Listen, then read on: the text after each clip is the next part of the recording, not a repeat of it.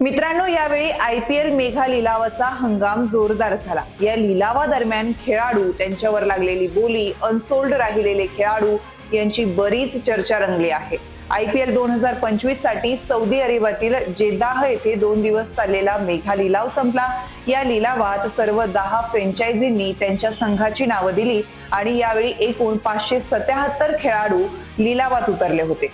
या लिलावादरम्यान एक गोष्ट घडली आहे जी IPLच्या 17 वर्षाच्या इतिहासात पहिल्यांदाच घडतीये।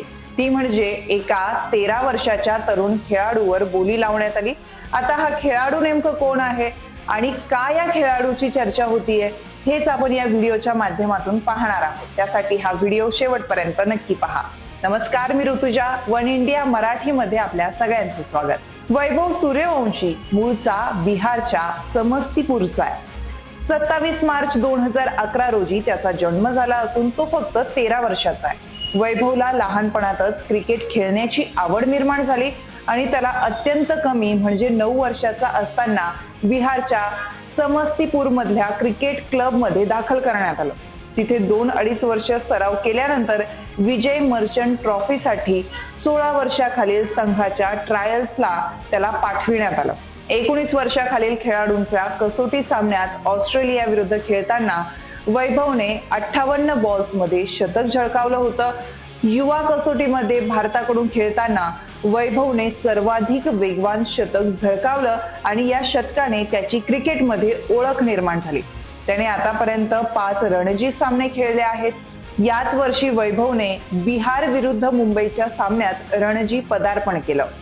सध्या वैभव सय्यद मुश्ताक अली ट्रॉफी मध्ये खेळतोय। त्याने 23 नोव्हेंबर रोजी राजस्थान विरुद्ध T20 मध्ये पदार्पण केलं। वैभव या IPLच्या लिलावात 30 लाख रुपये या मूळ किमतीसह उतरला होता। वैभवला लिलावात राजस्थान रॉयल्सने 1.10 कोटी रुपयांनी विकत घेतलं आणि तो IPL लिलावात विकला जाणारा सर्वात तरुण खेळाडू ठरला। तर या IPLच्या लिलावादरम्यान अनेक रंजक गोष्टीही घडल्या आहेत। त्यातील या लिलावात कोणते संघ सहभागी झाले आहेत ते आपण पाहू। Chennai super Kings, Delhi capital, Gujarat Titans, Kolkata night riders, Lucknow super giants, Mumbai Indians, Punjab Kings, Rajasthan Royals, royal challengers Bengaluru आणि सनरायझर्स हैदराबाद। तर यंदाच्या लिलावात 2000हून अधिक खेळाडूंच्या यादीतून 577 खेळाडूंची निवड करण्यात आली। त्यात 367 खेळाडू भारतीय आहे तर 210 खेळाडू हे परदेशी आहे। सर्व IPL संघांना त्यांच्या 6 खेळाडूंना रिटेन करण्याची परवानगी देण्यात आली आहे। त्यात जास्तीत जास्त 5 कॅप्ड असतील तर 2 अनकॅप्ड असतील।